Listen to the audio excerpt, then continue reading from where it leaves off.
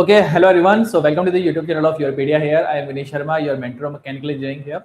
So as you know, the Coal India Limited has announced the vacancies for the management training. Okay, and the lot of vacancies has been out for the various branches like mechanical engineering, chemical, civil, electrical, electronics.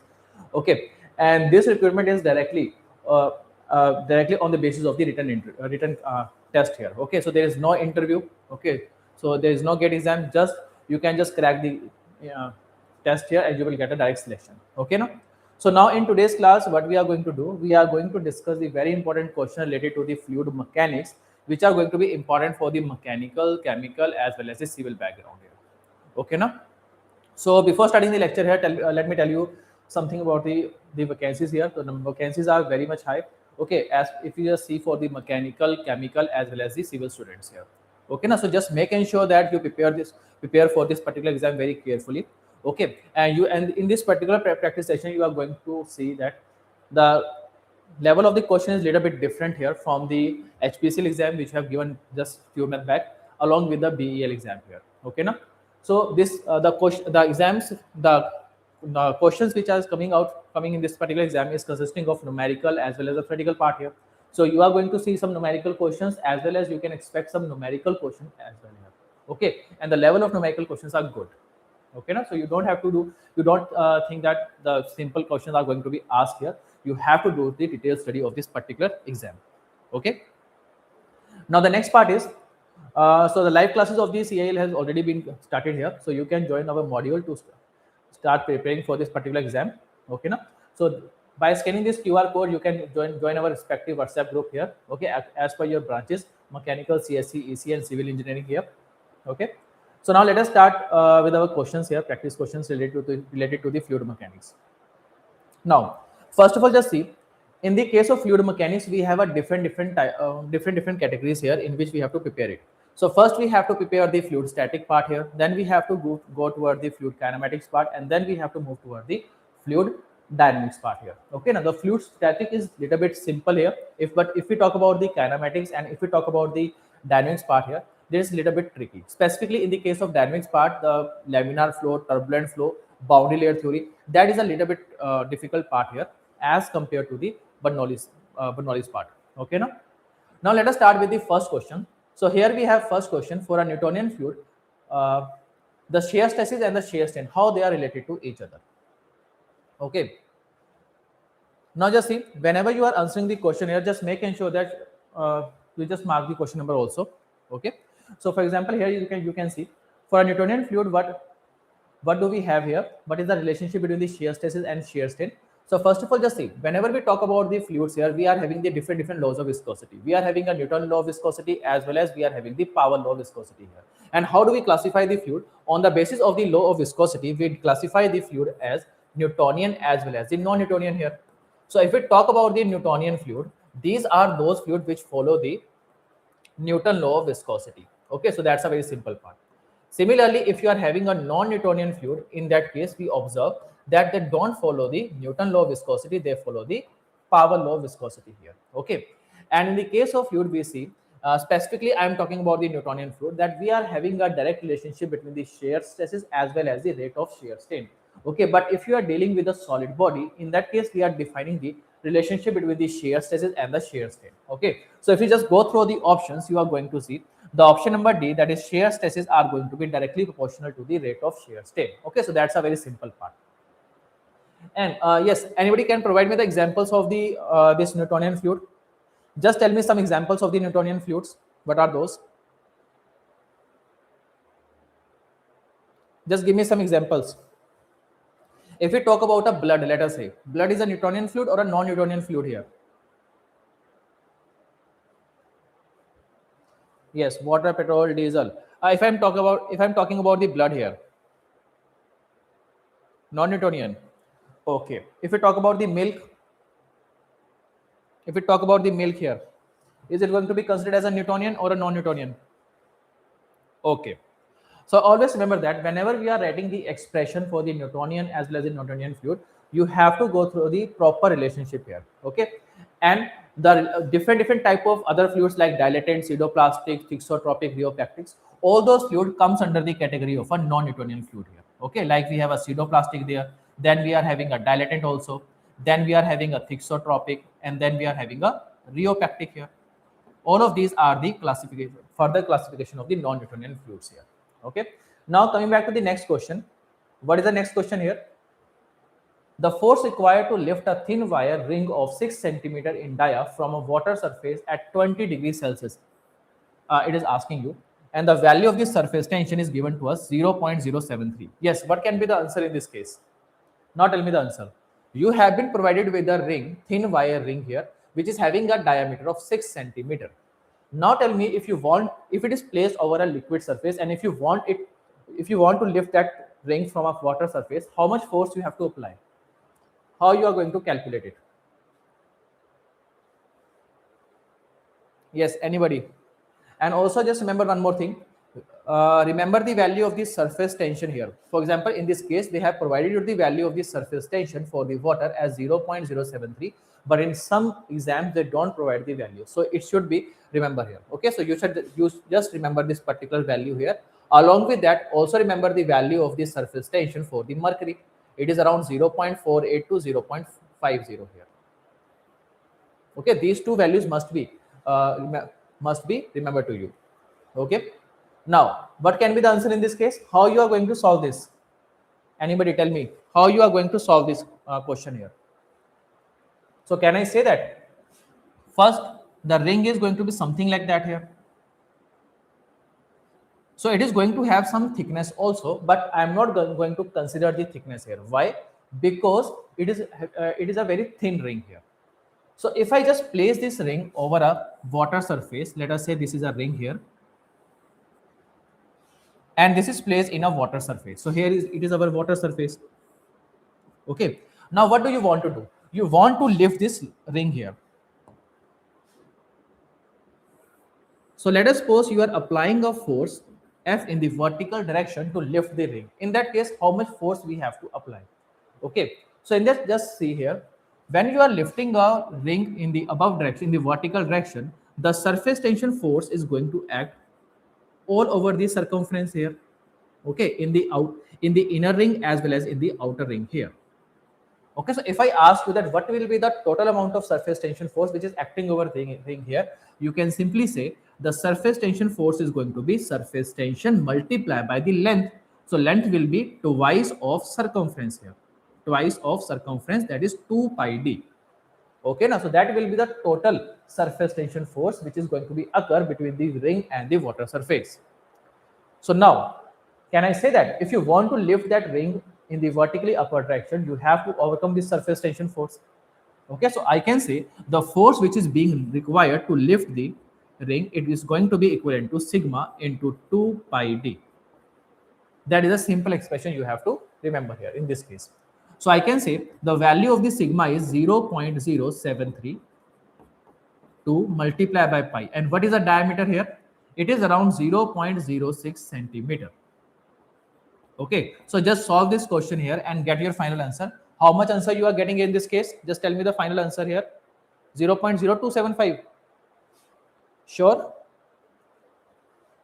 0.0275 here now. Yeah, so option number A will be the correct answer in this case. So that much amount of force is required to lift the ring in the vertically upward direction. Okay, now let us move toward the next part. A hydrostatic element can have equal normal stresses and the negative shear stresses here.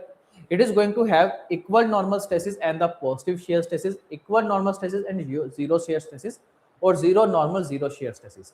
Yes, what can be the answer in this case? What kind of stresses are acting over a hydrostatic element here? Option number C.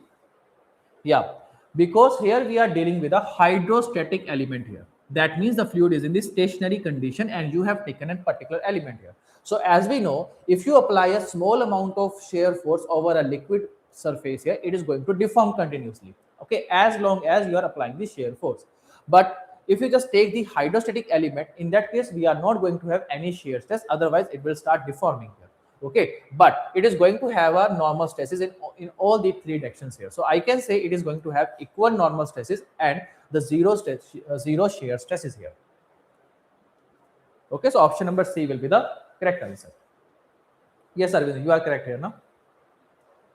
Now, the next part, if a flow of water is taking place with a constant rate of 50 liter per second through a circular pipe, that what kind of flow it is going to be?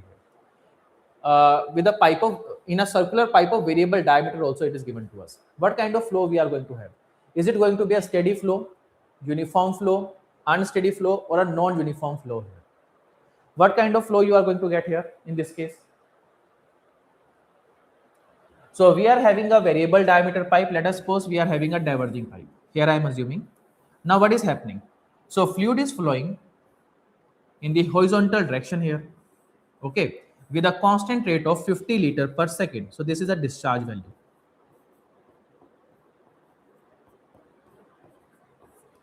So what kind of flow you are going to get in this case? Steady, non-uniform here. So if you just see, if I take some random points, let us say if I take the point number A, point number A, point number B, okay, the velocity at these two positions are going to be different. Are going to be different here. So I can say the velocity is not depending upon the space coordinate here. So as the space coordinates are changing, the corresponding magnitude of the velocity is changing. That means we are definitely going to have a non-uniform flow. We are definitely going to have a non-uniform flow. In the same way, if you just talk about the steady state here, you can see no matter how much time has been spent, the velocity at the point A and the velocity at the point B is going to be remain same. It is not going to change with respect to time here. So we can say it is going to be a case of steady as well as non-uniform flow. Okay, so option number C will be the correct answer in this case here. Yeah, that is going to be a very simple part. Now let us start with the next part here. Okay, so here just see the question very carefully. We have been provided with a shaft which is having a diameter of 70 millimeter and it is being pushed at a speed of 400 millimeter per second through a bearing sleeve 70.2 millimeter in diameter, and it is having a length of 250 millimeter long. The clearance is filled with an oil at a 20 degrees Celsius with kinematic viscosity of 0.005 meter square per second, and specific gravity is also given to us. Now, how much force is being required? Okay, how much force is being exerted by the oil on the shaft here? So, what is given to us here in this case? Yes, just solve this question and tell me the answer. So, this is our bearing, let us say. Okay, I am just showing you the side view of the bearing. So, I can say here the bearing is having a length of around 250 millimeter, and it is having a diameter of 70.2. Okay, just and also one more thing, if you just see the Coal India Limited paper here of the 2017 year, that is very simple. Okay, there is no there is very less number of numerical questions here. But if you see the recent exam which has been taken place 2-3 years back here, in that case they have asked with a numerical question of very good level here. Okay, so that is why I am covering this type of questions here. You are going to see a good level of moderate to hard level questions related to the FM here in this case. Okay, now. So in this case, this is a simple sleeve here. Sorry, it is a bearing sleeve here. Now in this bearing sleeve, we have been provided with the shaft. So let us say this is our shaft. So this shaft is having a diameter of 70 millimeter. This is having a diameter of 70 millimeter. So now you can see the gap between the shaft and the bearing is filled with the oil. It is filled with the oil here. Okay, and due to the viscosity of the oil, I can say the oil is going to exert some viscous force. It is going to exert the friction force over the shaft here, and we have to calculate that viscous force only. Okay, so first of all, just try to tell me the answer in this case. Just try to solve this question and tell me the answer. So first of all, what we are going to calculate?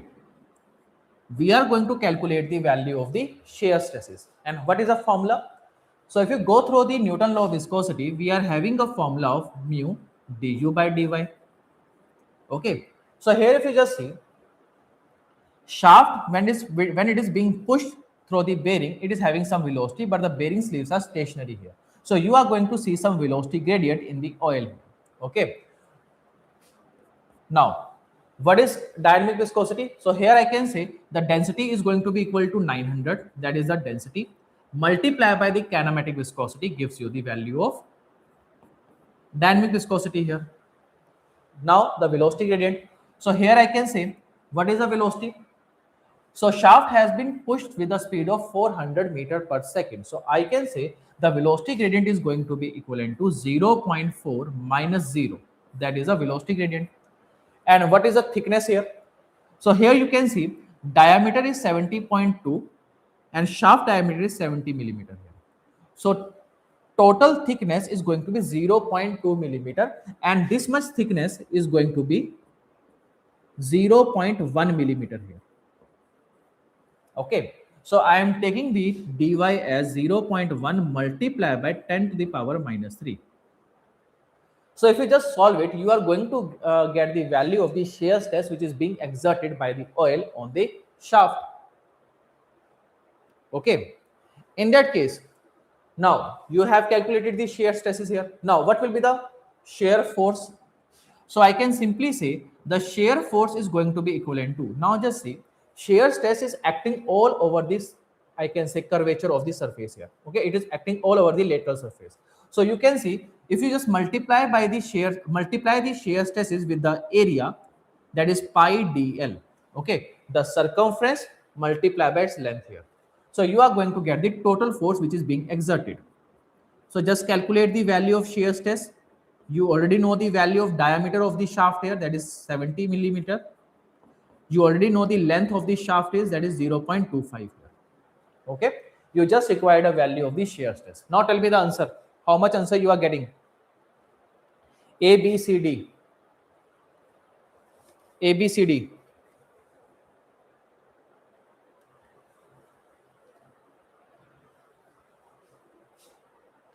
Yes, how much answer you are getting here? So if you just solve it, you are going to get option number B as a correct answer. You will get 990 Newton as a correct answer in this case. Okay, so that's a very simple part. 989.4, yes. Next part. So here in this case, you can see a tube shown in the figure is filled with an oil. The pressure head at point A and B in terms of meter of water are going to be. So I think this diagram is not clearly visible to all of you. So just see, I am just creating a diagram once again. So here we have been provided with a container like in this way. This container is open to atmosphere and we have filled it with some liquid. Okay.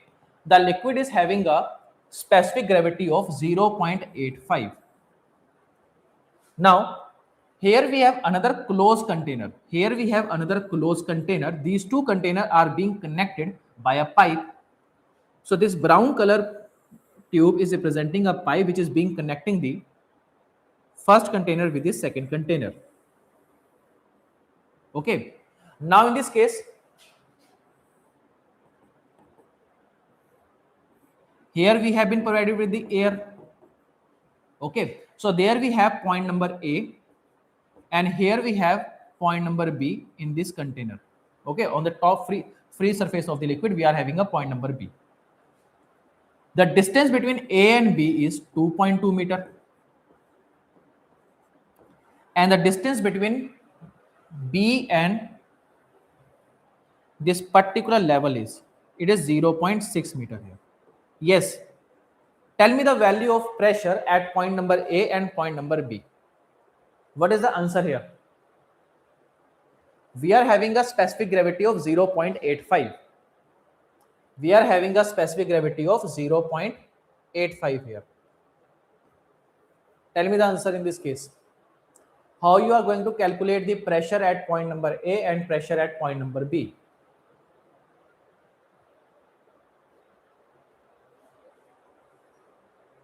Option number A. Option number A is a wrong one here. Option number A is wrong one here. It is not a correct answer. Option number A is wrong. How you are going to calculate? Just do the pressure balancing here. That's it.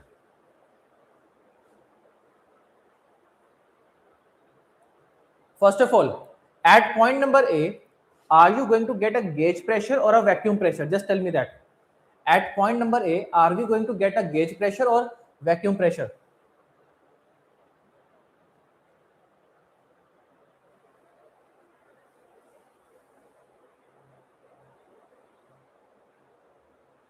Yes, height above vacuum here, height above vacuum. So here you can see, here we have open container. Okay, let us say this is the point number C. So point number A is located above the point number C here. At point C, we are having a atmospheric pressure. So as you are moving in the vertically upward direction, the corresponding pressure is going to be reduced. So we are going to have the vacuum pressure at point number A. We are not going to have a gauge pressure. We are going to have a vacuum pressure at point number A here.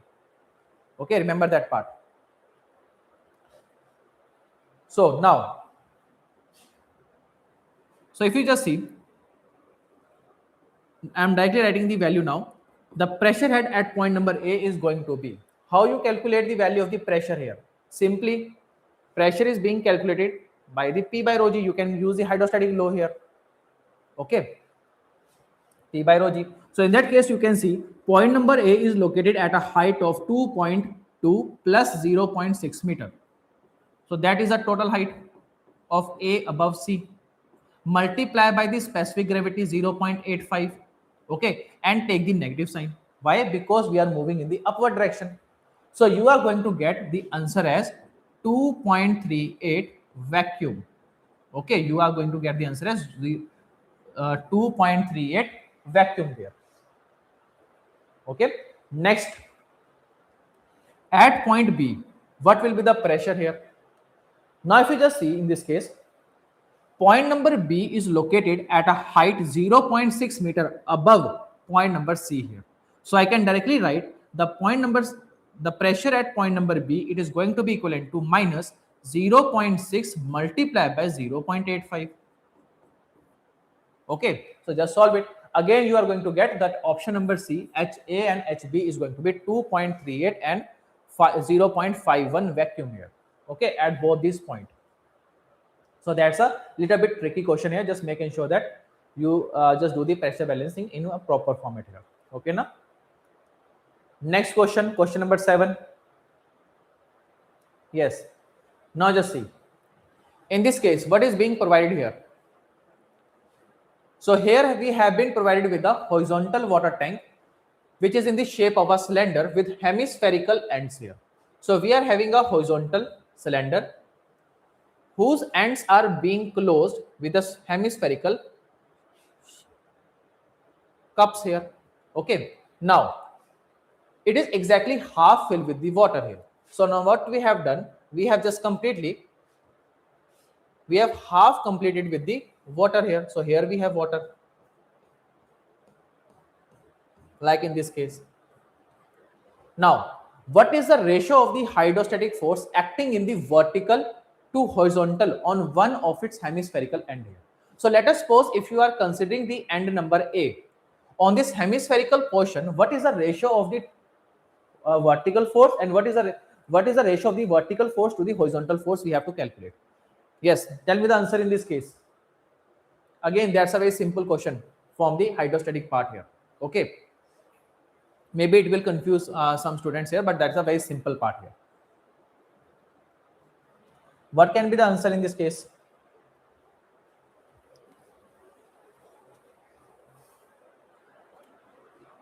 First of all, how you are going to calculate the horizontal forces here? What you have to do? Option number B, pi by 2 you are going to get here. Yes, option number B is correct answer here. What is the magnitude of horizontal forces here? What is the magnitude of horizontal forces? So in order to calculate the horizontal forces, what we have to do? We have to take a projected area of this particular end here. So if I just see the projected area, you are going to observe first that this is a total diameter D here. Okay. So if you just see the projected area, what will be the magnitude? What will be the magnitude of the horizontal forces in that case? Pi P by 2. What is P is representing here? What is P is representing here?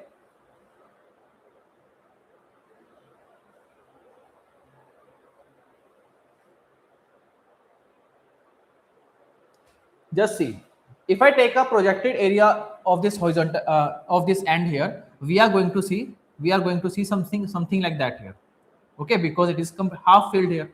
So now you can see the force which is acting over this semicircle here, it is going to be equivalent to WAX bar.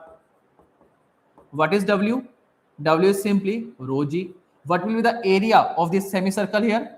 Pi r square by 2 multiply. What is x bar? The distance of the centroid from the free surface. And in this case, the distance from the free surface to the centroid, it is equal to 4r upon 3 pi. Okay, that is a distance here. So that is the value of the horizontal forces which are acting on the one hemispherical end here. Next we have to calculate the vertical forces. Vertical forces is nothing but it is equal to the weight of the liquid which is being present inside this hemispherical portion here. So for that you can simply calculate the weight, specific weight multiplied by the volume. Okay, what is the volume of the hemisphere? It is going to be equivalent to half of, that is volume, 2 by 3 pi r cube. Okay, that is a volume you are going to see here in this case. Oh, sorry, it is not a, it is a hemisphere now. It is a hemisphere and the water is filled exactly half of the hemisphere. So I can say it is a 1/4 of a sphere, that is 4 by 3 pi r cube. That is the volume of the liquid present at the one end here. Okay, multiply by the specific weight, that is rho g. That is the magnitude of the horizontal vertical force here. So if you just simply take the ratio, how much value you are going to get? You are going to see rho g will be cancelled out. Okay, pi r cube will be cancelled out here. 4 will be cancelled out. 3 will be cancelled out. So you are going to get here 2 upon pi. You are going to get this one here. But we need to calculate the vertical to the horizontal forces, and that will be equal to reciprocal of it, that is pi by 2. Okay, here I have calculated horizontal force divided by vertical force here. So don't get confused. So option number B will be the correct answer in this case. So that's a very simple part. You just have to remember the basic mathematics here, mathematical formulas here. Okay. Question number 8. Yes, what can be the answer in this case? Streamline is an imaginary line whose tangent at any point gives the direction of the velocity. The flow across streamline is maximum. Equipotential lines are orthogonal to the streamlines. Partial derivative of the stream function with respect to any direction give the velocity component in that direction here. Yes, which of these statements are correct in this case? Which of the statements are correct here? Option number B. First, streamline is an imaginary line whose tangent at any point gives you the direction of the velocity here. Okay, or you can see the streamlines provide you the direction of number of or infinite number of the particles here at a particular instant of time here. Next, flow across streamline is maximum. It is not a correct statement here. It is not maximum here. Equipotential lines are orthogonal. That is always correct here. Okay. Partial derivative of stream function with respect to any direction give the velocity component in the, I can say, perpendicular direction here. It is not in the same direction here. That is a definition of potential function. So option number B is going to be the correct answer. Okay. Statement number 1 and statement number 3 both are correct here. Next, for a 2D flow described by the velocity component u is equal to 2x, v is given as minus 2y. Now we have to calculate the discharge which is present between the 1, 1 and 2, 2. What will be the discharge between the 1, 1 and 2, 2 here? How you are going to calculate the value of the discharge here?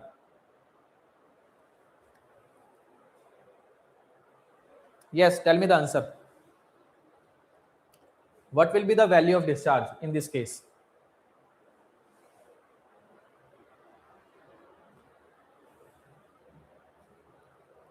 So first, how we have to do this question here? The velocity component u is given to us, that is 2x. V is given to us minus 2y here. Okay. First, we have to calculate the value of the stream function here, because the difference of these two stream functions between any two random points gives you the value of the discharge per unit width here. Okay. Now that's what we are going to calculate. So now we know that if you differentiate the stream function with respect to y, and if you take the negative sign, you are going to get the velocity component along the x direction here. Similarly, if you differentiate the stream function with respect to y here, if you differentiate the stream function with respect to x here, you are going to get the velocity component in the y direction here. That is a basic definition. So now, if I put the value of the u, you are going to see 2x is going to be equivalent to minus del phi by del psi by del y here, and the corresponding psi value will come out to be as minus 2xy, plus we have to include some constant which will be a function of x, because I don't know that whether it is a constant value or it is going to be a function of x here. Okay, so in that case, if you just see, now what I am going to do, now I am going to differentiate this psi value with respect to x here. So if I differentiate this psi with respect to x, I will get minus 2y plus differentiation of f of x. Now this del psi by del x is going to be equal to v here. It is going to be equal to v. Okay. So here you can see v is already given to us, that is equal to minus 2y here. So correspondingly, I can write minus 2y plus f dash x is going to be equivalent to minus 2y. Minus 2y will be cancelled out. F dash x is coming out to be 0. That simply means f of x is going to be constant. It is going to be constant. It is not going to be a function of either x or either y here. Okay. So now, so we can say the value of the corresponding stream function, it is going to be equivalent to minus 2xy plus constant here. So what I'm going to do now, in order to calculate the discharge here, I have to take the difference of the stream function at point number 1 1 and at point number 2 2 here. So minus 2 1 1 minus 2 2 2 here. So you will find minus 2 plus 8 is equal to 6 unit will be the correct answer here. Okay, now. So 6 unit is representing the amount of discharge taking place between these 2 points per unit width here. Okay. So that's again a very simple part. Question number 10 here. Yes. So in this part, what is given to us? We have been provided with the cylindrical arrangement here. Okay. So here you can see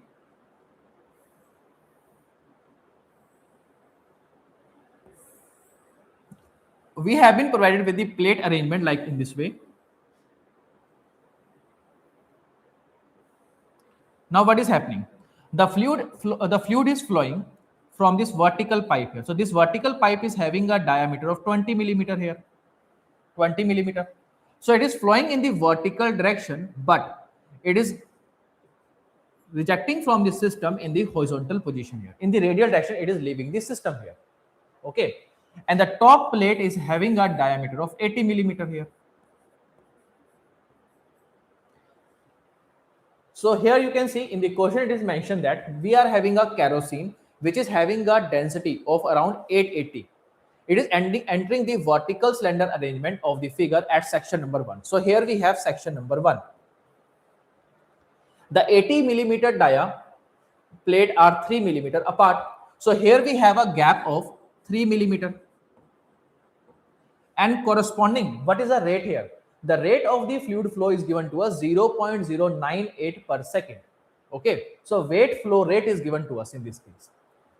Now we have to assume the steady flow and we have to calculate the outlet average velocity in this case. Yes, how you are going to solve this problem?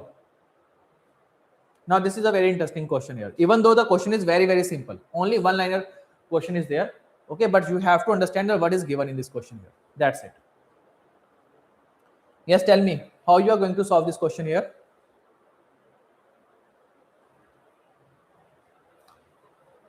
If you want to create a 3D diagram, I will create it for you. So what is happening here? You can understand in this way. We are having a disc, okay. The two discs are like that, and the fluid is flowing in the vertical direction, and it is leaving all around the circumference. It is leaving from the circumferential portion here, okay, from the outer disc. That's it, what is happening here, okay. Now just see, can I say that the mass flow rate, the mass flow rate with which the fluid is entering at point 1, it is going to leave with the same mass flow rate through the circumferential direction here, okay. The mass flow rate is going to be remain same at the inlet and at the exit here. So we just have to do the mass balancing in that case. That's it. But still in this question, weight flow rate is given to us. What is the meaning of weight flow rate? If you just see, the mass flow rate is given to us as density into area into velocity. That is a mass flow rate. If I multiply the mass with the gravity, you are going to get weight flow rate, okay. So it will be equal to rho g multiplied by area multiplied by velocity here, okay. Now tell me the answer. What will be the answer here in this case? What value you are going to get? First, you can see the mass flow rate, the weight flow rate at the 1, and the mass flow rate and the weight flow rate from the circumferential exit are going to be remain same, okay. So I can directly write weight is given to us 0.08 Newton per second. What is the density? So we have been provided with the kerosene, which is having a density of 880 here. Gravity is 9.81. Okay. Now, what is area? So here we are having a disc. Okay. We are having a disc here. Now the area.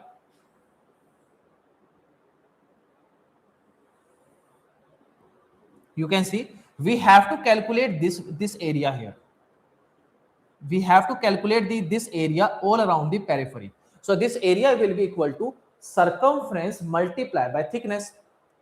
Okay, so now you can see area will be pi into d into thickness, that is 0.03 multiplied by the velocity. So that velocity we have to calculate here. Okay. Roshan, this is for mechanical, chemical as well as civil engineering here. Okay, this is a fluid mechanics class here. So you are going to get the velocity you are going to get here in this case, it will come out to be around 12.3 millimeter per second. Okay, 12.29, yes. 12.3 millimeter will be the correct answer in this case. 12.3 millimeter per second. Okay, so that's again, even though the question is very simple, but the diagram is a little bit tricky, so maybe you will get it wrong here. Okay, question number 11. Yes, tell me the answer of this question here. The fluid is flowing over a cylinder of diameter d and length L perpendicular to the length of cylinder here.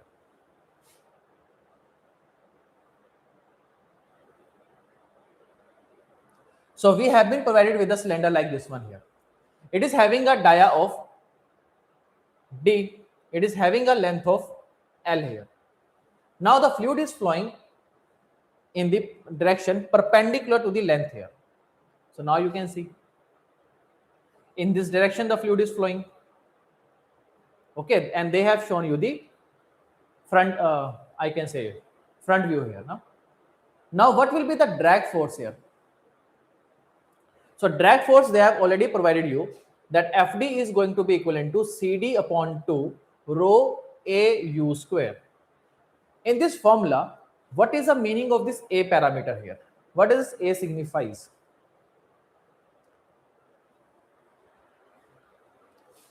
D into L. Are you sure it is a projected area?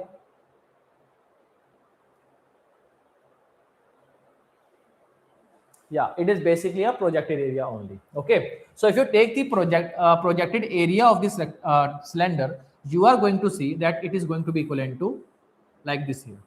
So here we are going to have diameter, here we are going to have length here. So I can say the area is going to be projected area, which is having a value equal to D into L here. Okay, D into L here. So option number C will be the correct answer in this case. Okay, next part. Two pipes with a circular cross section but different diameters carry water with same discharge here. Okay, same volumetric flow rate or same discharge here. What will be the Reynolds number of the flow? How does the Reynolds number vary in both the cases here? Where you are going to have a higher value and where you are going to see the lower value of the Reynolds number. Can I say that? If the fluid is flowing with a constant discharge, in that case, I can say the pipe which is having a smaller diameter here, okay, it is going to experience a higher velocity, and higher the velocity, we are going to experience a higher value of the Reynolds number here. Okay, now, so we are going to see in this case that the Reynolds number of the flow is going to be have a larger value in the case of small cross-sectional pipe here. Okay, so you can see the Reynolds number is going to be larger in the case of narrower pipe here. Why? Because the velocity is going to be higher. Why? Because the discharge has to be remain constant in this case. Next part. Yes. In the case of turbulent flow, how does the velocity varies inside the viscous sublayer? Is it going to be linear? Is it going to be parabolic, logarithmic? Oh, I'm asking you about the velocity variation inside the viscous sublayer, not in the case of laminar flow. Just read the question very carefully. How does the velocity varies inside the viscous sublayer? What is the meaning of viscous sublayer? Viscous sublayer. Viscous sublayer is representing you the laminar sublayer. If you just see, in the case of boundary layer, whenever the flow is turbulent, we have a formation of laminar sublayer. We have a formation of laminar sublayer near to the surface. Okay, and even though if you just observe, the velocity is varying parabolically in the case of laminar sublayer, but the thickness of laminar sublayer is so thin that there you assume that velocity is varying linearly. Okay, now, so I can say option number A is going to be the correct answer here. Don't mark the option number C. Above the laminar layer, above the viscous layer, you are going to observe logarithmic velocity variation here. Okay, and one more thing. In that case, you can directly write y upon delta dash is equal to u upon u infinity. Okay, that's how you can write down the expression here, velocity variation here. I'm just assuming a linear velocity variation here. Next part. To avoid the water hammer, the surge tank is provided on the upstream side, downstream side, near to the wall, or far away from the wall here. Yes. What is water hammer phenomena? What is water hammer phenomena?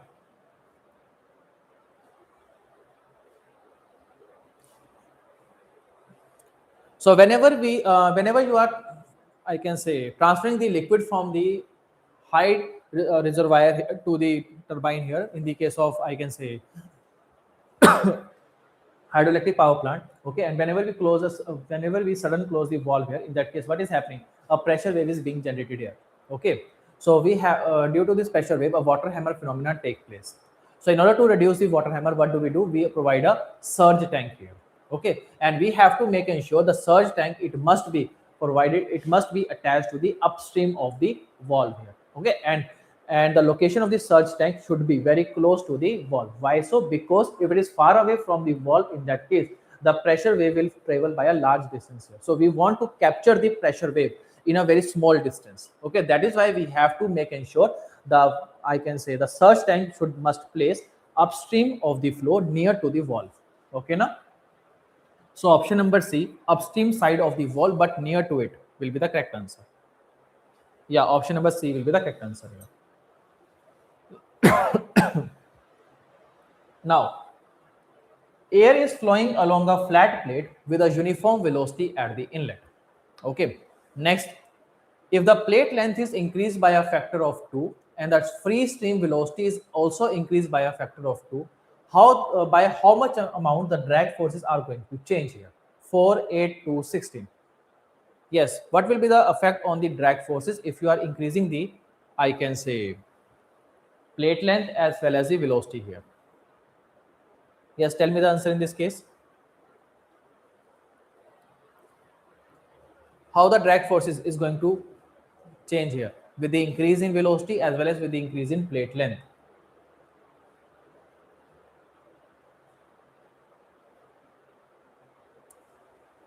Option number A, by 4. Okay.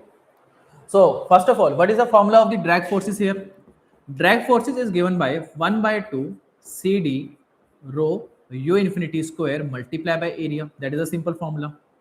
So which can further be simplified as, now with the formula of the CD is 1.328 divided by Reynolds number. Okay, multiply by rho u infinity square multiply by area. That is the formula you are going to get. So if you are having a plate which is having a length L and width as B, okay, in that case I can simply write half 1.328 Reynolds number will be velocity multiplied by length divided by kinematic viscosity here. That is a simple formula of the Reynolds number. Density, velocity will be u infinity square. What will be the area of the plate? That is width multiplied by the length of the plate here. So there I am assuming that we are having a plate like this one. It is having a width of B here and length is L here. Now air is flowing over this flat plate. Okay. So from this particular expression, you can see the drag forces is going to be directly proportional to the velocity 3 by 2 and length 1 by 2. Okay, I can write in this way. So further, after simplification, I can write FD2 divided by FD1. It is going to be equivalent to u infinity 2 by u infinity 1, 3 by 2 L2 by L1 to the power 1 by 2. Now you have increased the velocity by 2 and you have increased the length by 2 also. So I can say the drag forces are going to be 2, 3 by 2, 2, 1 by 2. So correspondingly 2 to the power 4 by 2, it will come out to be 4 here. Okay, so option number A will be the correct answer in this case. Option number A will be the correct answer. Now the next part. Boundary layer thickness at a distance 0.2 meter from the leading edge is 0.2 millimeter. Boundary layer thickness at a point 1.6 meter downstream from the earliest point is going to be. Yes. What will be the answer in this case?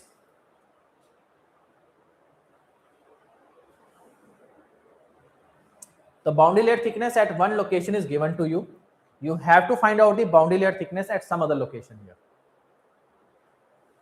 Okay. So nothing is given regarding the, I can say the flow, whether we are having a laminar flow or a turbulent flow here. So I am assuming that we are having a laminar boundary layer only. Okay. So there we are having a formula as 5x upon local Reynolds number, that is x Rex here. So now you can see 5x divided by mu infinity x upon kinematic viscosity. After further simplification, I can write delta is directly proportional to under root of x here. Okay, I can write the expression in this way. 0.6 millimeter you are going to you are getting here. Yeah, that is okay. So I can write delta 2 by delta 1, it is equivalent to x2 by x1 here. Okay. So boundary layer thickness at a distance of 0.2, it is 0.2 millimeter, and 1.6 meter we have to calculate here. Okay, so now you can see delta 2 will be equivalent to 0.2 multiplied by 1.6 divided by 0.2 here. Just solve it and get your final answer there. Okay, so that is going to be a very simple part. Yes, what answer you are getting here? 3 answer, you are 0.6 answer you are getting it. You are going to get here 8 under root of 2, 2 root 2. Are you definitely are you surely getting the 0.6 as answer here? Just do the calculation and tell me the answer. I don't have a calculator right now with me. Just do the calculation and tell me the answer here. 0.2, that is 8 under root of 2, it is around 3. Yeah, it is going to be 0.6 only. 0.6 only here. No? Next, identify the correct statement in this case. Drag on the rough plate aligned to the direction of flow is more as compared to that on the smooth plate placed under the similar flow condition. Drag on the rough surface sphere is more as compared to the drag on the smooth sphere placed under the similar flow condition. 1.8 in numerator. Why? Why you are getting 1.8 in the numerator here? Okay, that is okay. From the earliest point, that is okay. ठीक है, no issue. Just see, boundary layer thickness at distance 0.2 from the leading edge is given to us. Now the boundary layer thickness at a point 1.6 meter downstream from the earlier point, we have to calculate now. Yeah, that is, then it is 1.8 here. 1.8 here then. That is okay. Next, in this question, what will be the answer? A, B, C, D. Read the statement very carefully. Okay, we have been provided, we want to compare the drag here. So in the first part, we are having a rough flat plate aligned to the direction of flow. The drag is going to be more as compared to the drag on the smooth plate under the similar flow condition. Option number A in this case, or it is of 17th question or 16th question here?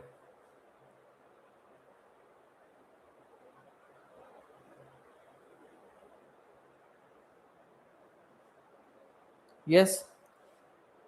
Which option is going to be the correct answer here of question number 17? A, B, C, D.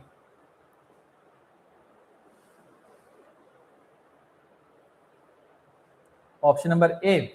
Why not option number C? Why not option number C? What is the reason?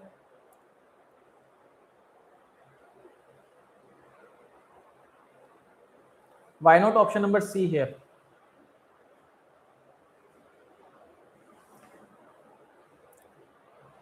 Okay, so let us start with the statement number 1 first. So in the first statement, we are talking about the rough flat plate here. Okay, so now you can see here we have the rough flat plate and the fluid is flowing over it.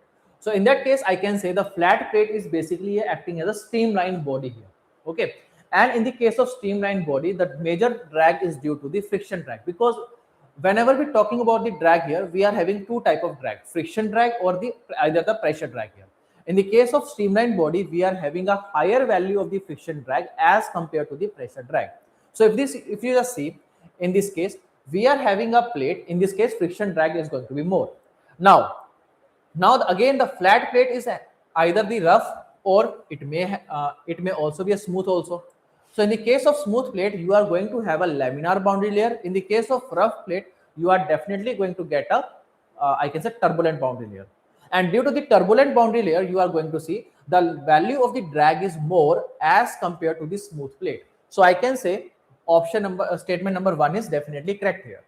Okay, but if we talk about the statement number 2, drag on rough sphere is more as compared to the drag on smooth sphere. So now just see, sphere is basically a bluff body. In the case of bluff body, the major drag is due to the pressure drag. It is not due to the friction drag here. Okay, so even if you just see, if you are having a rough sphere, in that case, the boundary layer is going to be turbulent in nature. Okay, and the turbulent boundary layer increases the friction drag, but it overall decreases the pressure drag here. So since the majority of the drag is due to the pressure drag only, and it is getting reduced due to the turbulent boundary layer, so I can say the drag on the rough sphere is going to be less as compared to the drag over the smooth sphere. That is why we created dimples over the golf ball, so that it can travel large distance in the atmosphere here. Okay, now, so statement number 2 is wrong. Option number A is correct here. Okay, option number A is correct answer here. Next part. A liquid is flowing through a horizontal circular pipe of 2 cm dia at a velocity of 4 meter per second under the laminar condition. The pressure drop across the pipe was observed to be 5 kilopascal. The pumping power required to maintain the flow. How much pumping power do we require to maintain the flow here? Yes, tell me the answer. A, B, C, D. W is representing watt here. Pi by 2 watt, pi watt, 2 pi watt, 4 pi watt here. What can be the answer in this case?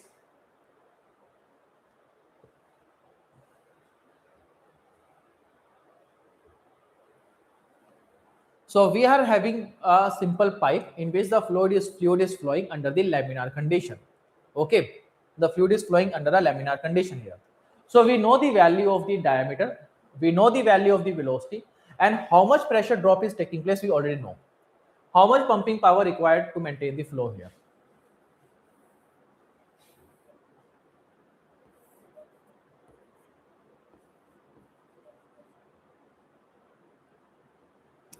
So there you can see velocity is 4 meter per second. Yes, anybody? Tell me the answer. A, B, C, D. What can be the answer in this case? A, B, C, D. Option number D. No, option number D is the wrong one here. Option number D is the wrong one here. It is not a correct answer. Option number D is the wrong one. First of all, there comes a question here. Why do we require to provide the power here? Why we have to provide power here? Okay. So first of all, just see, whenever the fluid is flowing through the pipe, in that case, you are going to observe that fluid is having some viscosity. Okay. And due to the viscosity, the velocity is continuously going to be reduced here.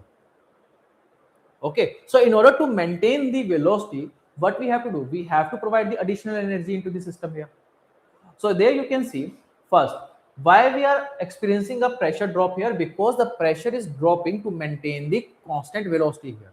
So if you provide enough energy that is equal to 5 kilopascal, or I can say if you are providing the energy equivalent to the 5 kilopascal head here, then I can say the flow will be maintained at a constant velocity. Okay. So now just see. In this case, the pumping power can simply be calculated as rho G Q HF. Why I am writing it as a HF here? Because the amount of frictional losses which are taking place, it is going to be compensated with the decrease in pressure energy here. So I can say I don't know the value of head losses here, but I know that how much pressure drop is taking place in kilopascal here. So indirectly, if you just see, I know the value of this rho G HF. Okay, because if you multiply the head losses with the rho G, we are going to see the pressure loss here. Okay, because that is the total amount of energy loss which is taking place, and how it is going to get compensated with the help of the decrement in the pressure energy. So I can say the discharge in this case, I can write area into velocity. So this is area into velocity multiply by this value of this rho G HF is given to us, that is equal to 5 kilopascal. 5 kilopascal here. Okay, so just solve it and get your final answer. So you are going to get the value of I can say pumping power required to maintain the flow. Yeah, option number C will be the correct answer. 2 pi watt will be the correct answer in this case. Next, average and maximum velocity for a turbulent flow through a circular pipe is given to us as 1.1 and 1.3 meter per second respectively. What is the value of the shear stresses at the wall here? So now in this case, we have been provided with the velocities here. Yes, what can be the answer in this case?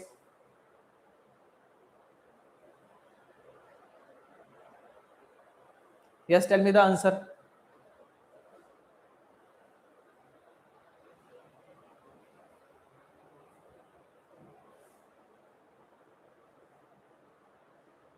So now just see, if this type of question is being asked in the exam here, you can directly skip that question here, because this question is related to the turbulent flow, and in turbulent flow we don't remember the formulas of the average velocity, maximum velocity, because it may have a different formulas. Okay, and the formula which we normally study, the questions are not normally asked from that particular relation here. So we are having a lot of experimental formulas in this case relating the average velocity as well as the maximum velocity here. Okay, so if you want to just see, you can just use the experimental empirical formula here, that the ratio of the maximum velocity to the average velocity in the case of turbulent flow, it is given as 1 plus 1.33 under root of friction factor here. Okay, now so here in this case, what do we know? We know the value of the maximum velocity, we know the value of the average velocity. So from this equation I can calculate the value of the friction factor here. Okay, just that's a very simple case. 2.844, yeah, that is the correct answer here. That is correct here. Now, once you calculate the value of the friction factor, that's good. After that, what you have to see, you have to use the shear stress formula, shear velocity formula here. So US is equal to under root of tau naught by rho here, which is equal to average velocity under root of friction factor by 8 here.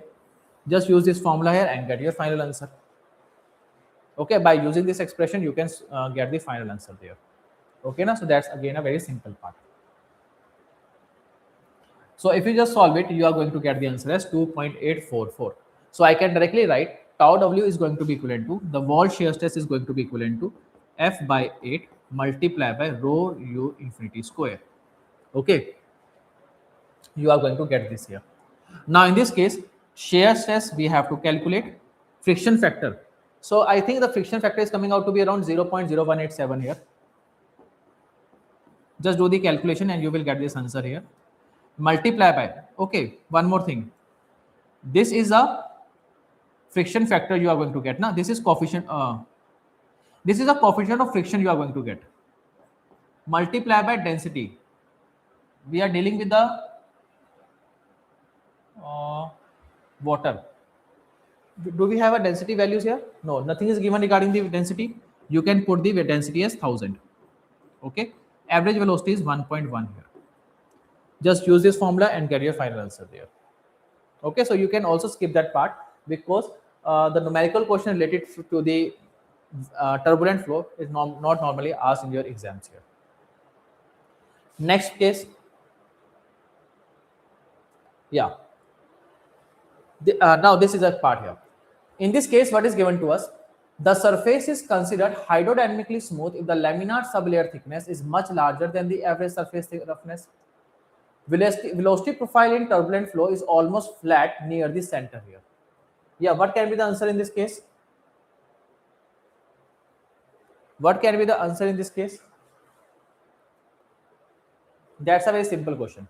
In the case of turbulent flow, we are having a smooth pipe, we are having a rough pipe, and there we see that the surface is considered hydrodynamically smooth when the laminar sublayer is having a larger thickness as compared to the surface roughness here. The statement number 1 is correct here. Second, in the case of turbulent flow, the velocity profile is logarithmic in nature and the variation in the velocity is observed near to the pipe surface. But at the center, we are almost having the same velocity here. Okay, so you are going to observe that velocity profile is something like that in the case of turbulent flow.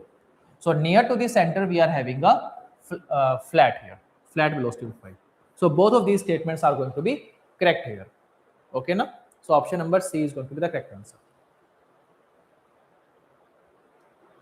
Yes, the pressurized large tank is connected to a horizontal pipe of length 10 meter, diameter 1 centimeter, and friction factor 0.015 as shown in the diagram.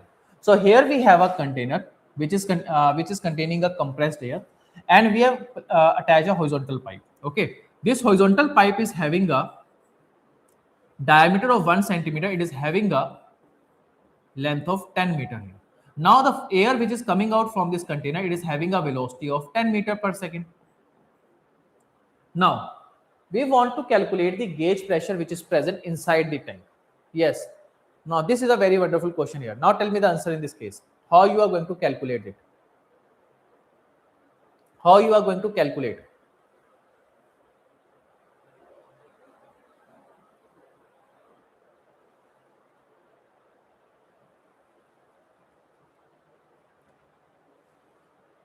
So we are having a simple container. Horizontal pipe is being attached. Okay, and the fluid is flowing through it. We want to calculate the values of the pressure inside the tank here. How we are going to calculate? First of all, we want to calculate gauge pressure here. Okay, now. So what I am doing, I am taking a 2 points here. Let us say point number 1, and here we have point number 2 at the outlet of the pipe. So if I apply the first law of thermodynamics here, sorry, if I just simply apply the Bernoulli's equation here, P1 by rho g plus V1 square by 2g plus Z1, it is equivalent to P2 by rho g plus V2 square by 2g plus Z2 plus head losses which are going to present there. Okay.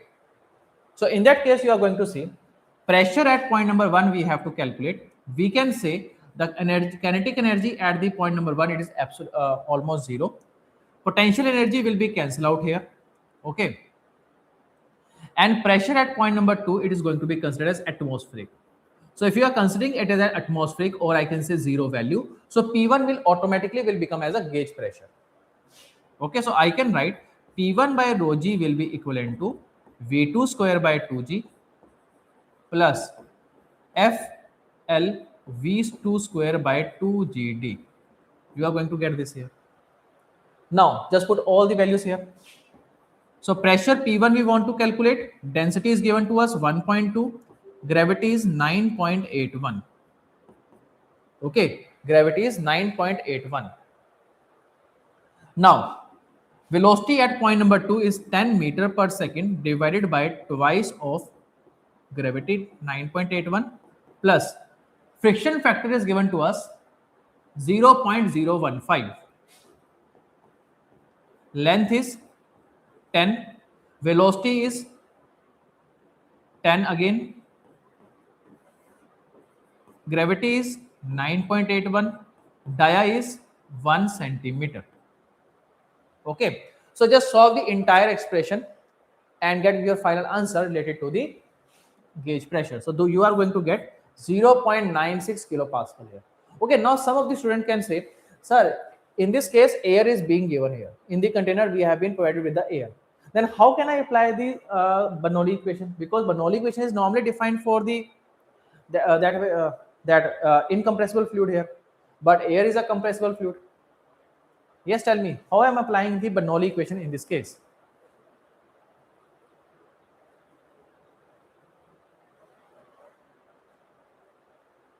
Since air is stored in a container at a zero velocity here, okay, so there you can see Mach number of the air is very small here, so I can consider it as a incompressible fluid here. Okay, now so you have just read the one condition here, that whenever the Mach number is around less than 0.1 or 0.2, we can consider the compressible flow as a incompressible flow here. Okay, now next part, the fluid forces which are considered in the Navier-Stokes equation are. So in the fluid mechanics, we have different type of equations. First is Bernoulli's equation, in which you consider the gravity forces as well as the pressure forces. Then you are having a Navier-Stokes equation, in which we consider the gravity, pressure and viscous forces. And then you are having a I can say Reynolds equation of motion, in which you consider the gravity, pressure, viscous and turbulency forces here. Okay, so option number A will be the correct answer. Next, which of the following is not an ideal instrument? To measure the pressure inside a closed container? Pressure in diaphragm pressure gauge, inclined manometer, Venturi meter, piezometer here. So that's a very simple question. You cannot use the Venturi meter because it is a device which is used to measure the discharge. Which of the following option correctly defines the hydraulic head here? Measurement of height, measurement of fluid flow velocity, measurement of liquid pressure above a vertical datum. Okay, measurement of viscosity here. Yes, what can be the answer? What can be the answer in this case?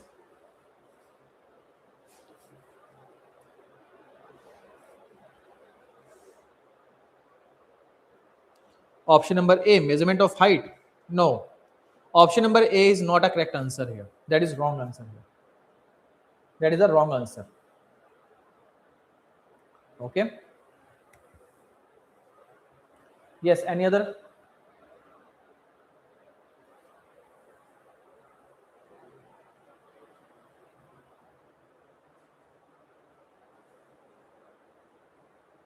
Option number C, measurement of liquid pressure above a vertical depth. Yeah, that is the correct answer here. Okay. So basically, if you just see, hydraulic head is nothing but it is representing you the piezometric head also. Hydraulic head, piezometric head, it is the same thing here. Okay. So it is basically representing you the measurement of liquid pressure above a vertical column here. So I can say it is equivalent to sum of, let us say if you are having a pipe and the fluid is flowing through the pipe, it is having some pressure energy. And if the pipe is placed at a certain height here from the datum, so there you are going to see some potential energy also.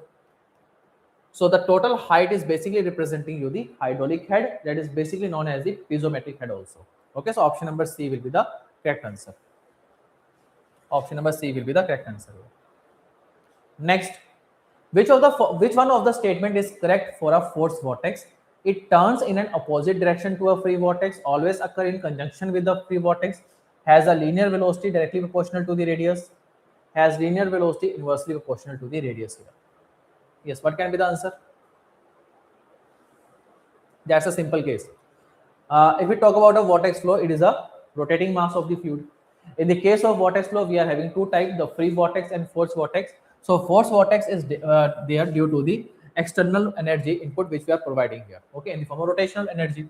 So there you will see the velocity is going to be given as omega into r. So velocity is directly proportional to the r here. But in the case of free vortex, the liquid is rotating on its own here. Why? Due to the conservation of angular momentum here. Okay, due to the conservation of angular momentum. Which one of the following is correct? We have to mark here. Which one of the following is the correct here? So I can say the velocity is directly proportional to the radius. It is not inversely proportional to the radius here. In the case of, I can say, free vortex flow, you are going to see the angular momentum has to be conserved. It has to be constant. So I can say the velocity and radius product has to be constant. In the case of free vortex, velocity is inversely proportional to the radius here. But here we are dealing with a forced vortex here. Okay, that is velocity is directly proportional to r. Okay, next part. Reynolds stresses may be defined as stresses normal and tangential due to the viscosity of the fluid. Second, additional normal stresses due to fluctuating velocity component in a turbulent flow. Additional shear stresses due to fluctuating velocity component in a turbulent flow. Additional normal and shear stresses due to fluctuating velocity component in the flow field. Yes, what can be the answer in this case? A, B, C, D. What can be the answer?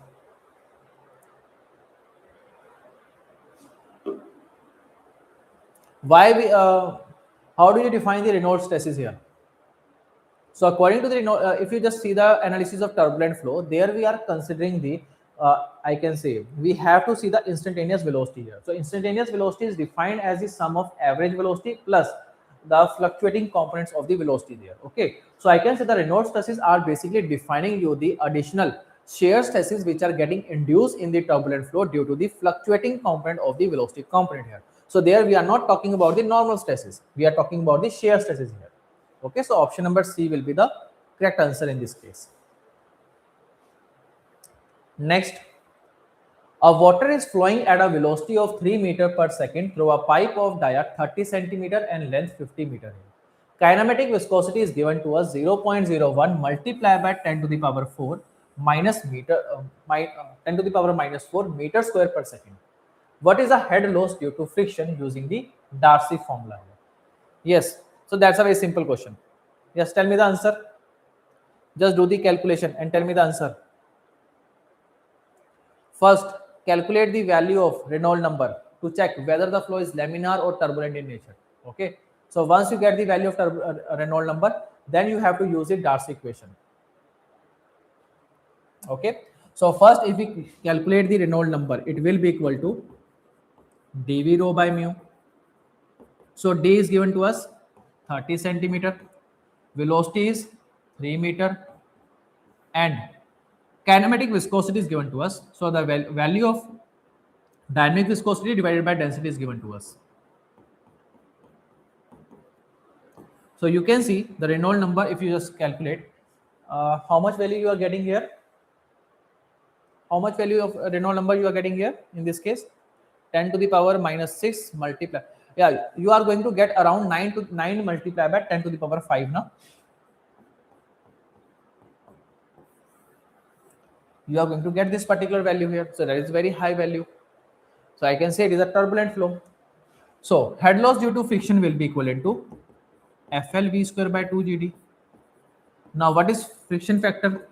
Friction factor will be 0.316 divided by Reynolds number to the power 1 by 4 multiplied by length, which is 50 meter, multiplied by velocity, which is 3, divided by 2 into gravity into dia.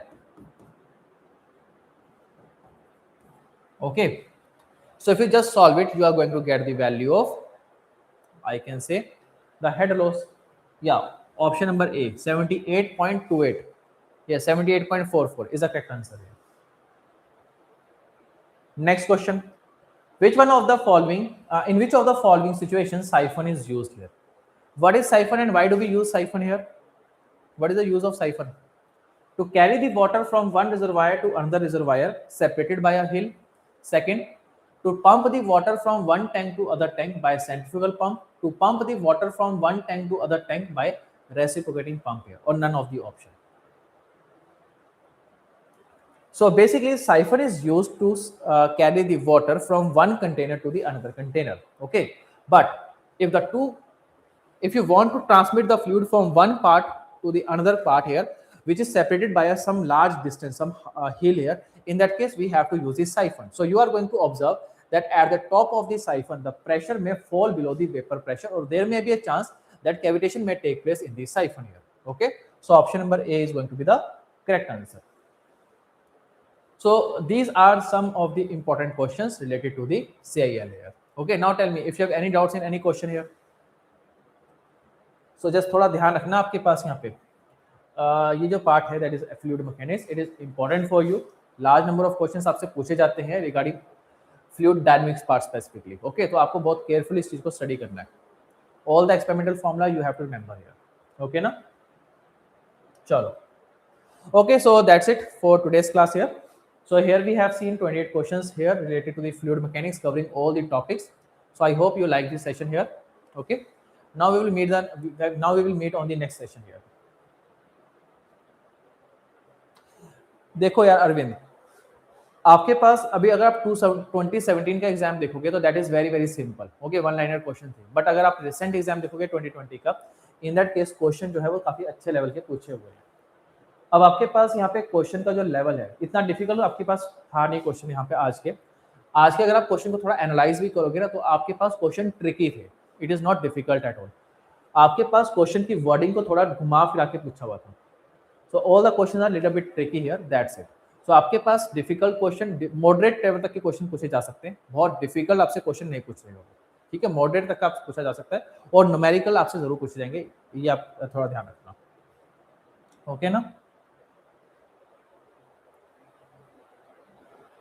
No issue. You have to do the approximation here. Don't worry. You have to do the approximation. Okay. So let us say if the options are very close to each other. Let us say if you are having an option as 79, 79.2, 79.4. In that case, just skip the question. But if you are having a very wide range in the options, then definitely solve the question. Okay, by the approximation. Then you are definitely going to get a final answer. Chalo. Okay, so that's it for today's class here. Okay, now I'm going to close this session. We will meet on the next session then.